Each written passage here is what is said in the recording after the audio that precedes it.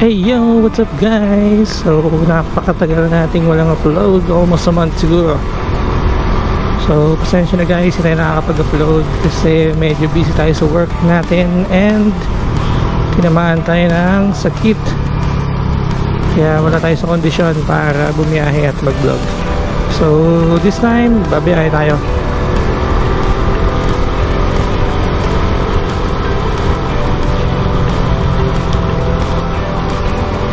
Nung mga nakaraning ko nga pala guys ay medyo kumuha ng views yung isang video natin about doon sa may San Rafael, San Ildefonso Bypass Road.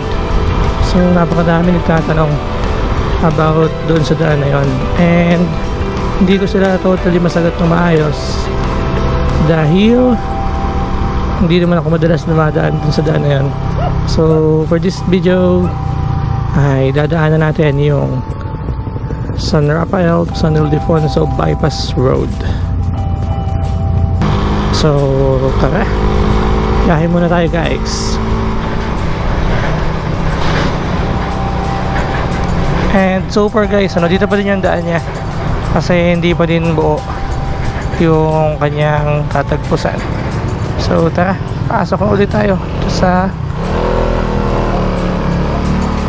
San Rafael, San Ildefonso Bypass Road, or mas kilala bilang Pasong Bakar Bypass Road.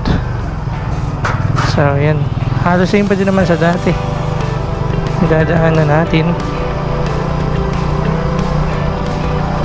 So one way siya,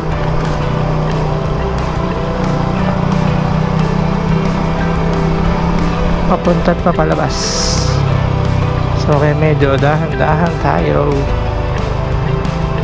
Oh my god.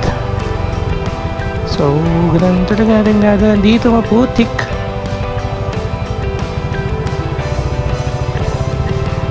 Okay.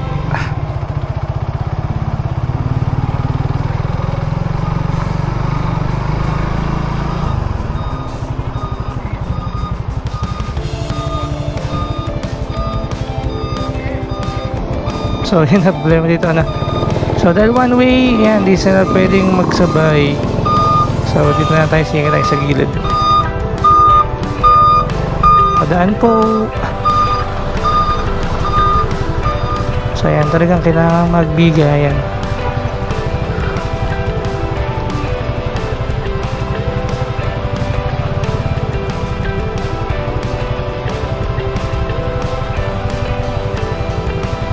So yan. So buti na lamang at may mga daan-daan na pwedeng pasukan. So tayo sa ating biyahe. So yan, may part pa din po na rough road at mukhang madaming nasakyan ngayon. Try natin sumingit.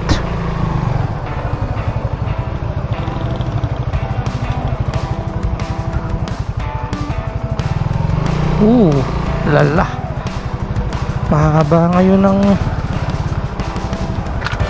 traffic dito ah. So kasi nakilala na yung daan na to eh, mas mabilis kasi siya. So yeah. Yeah. So yan na. Oh yan. Sige kuya, atras.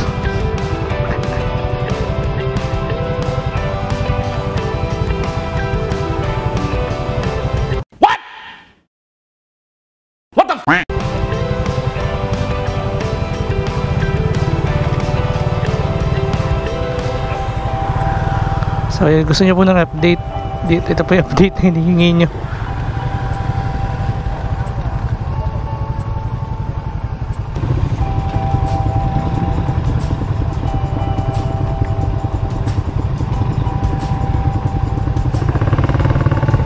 Nga balaho sa bata.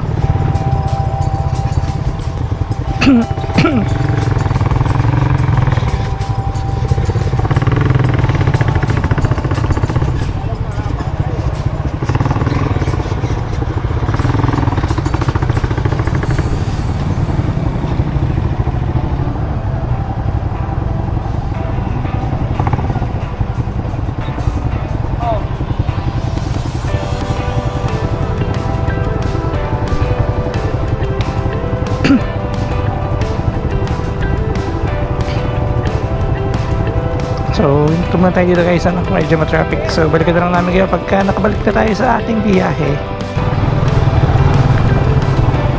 And yun guys, pagkatapos sa mga mahabang traffic ay eto na tayo sa gawing exit.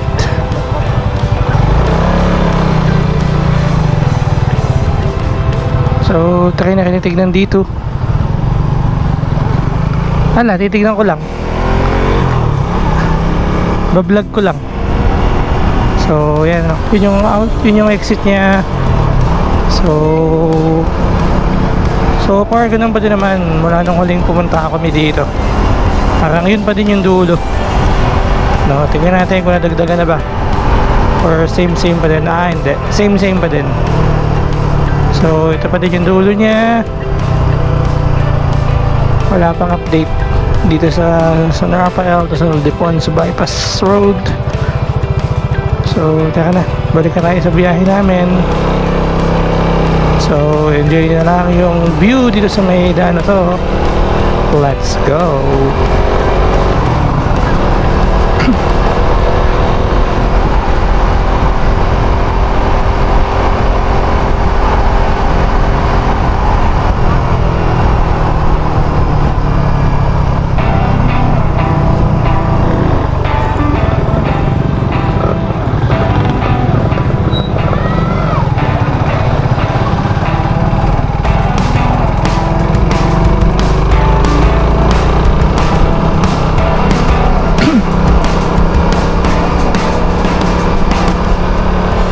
Ganda pa rin dumaan dito guys, no?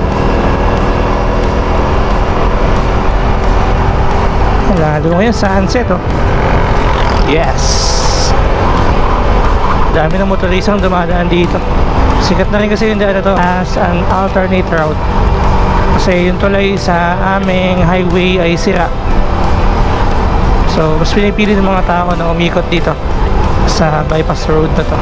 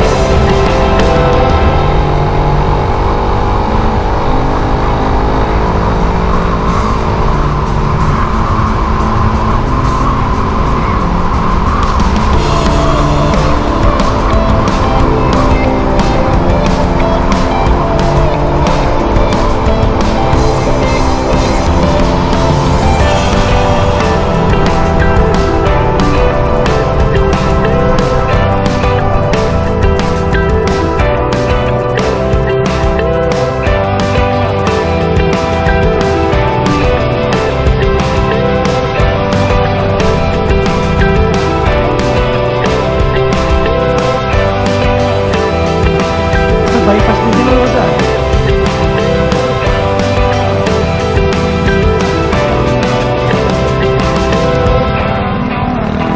Yan. Buhay na talaga yung daan na to, no? Yan, mapunta sa Pamputik yan. Papunta sa Pamputik yun. Oo. So yun, no? Buhay na siya, no? Yung daan. Unlike nung mga last time na dumaan tayo dito na halos wala tayong makakasalubong at makakasabay sa biyahe. this time, yan, dami na. Well aware na yung mga motorista sa bypass road na to.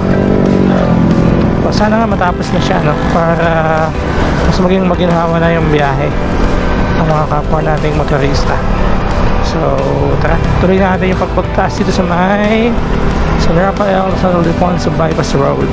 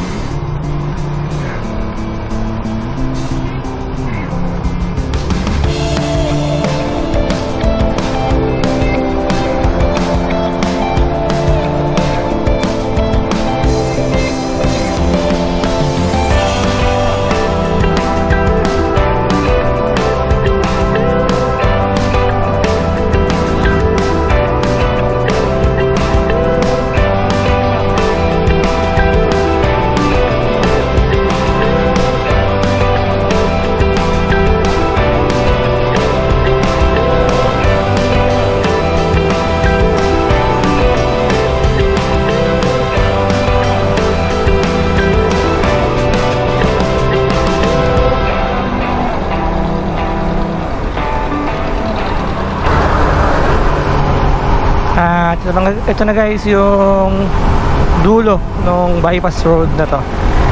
So yan lang yung update natin guys para sa mga San Ildefonso to San Rafael bypass road. And so far wala pa din pagbabago since nung last time na dumaan tayo dito.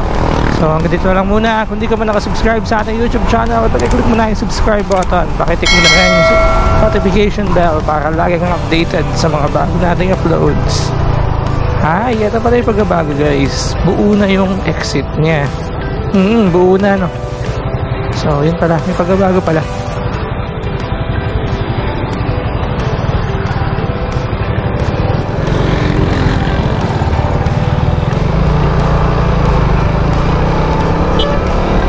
So yun, susunod natin upload. Ride safe. Peace.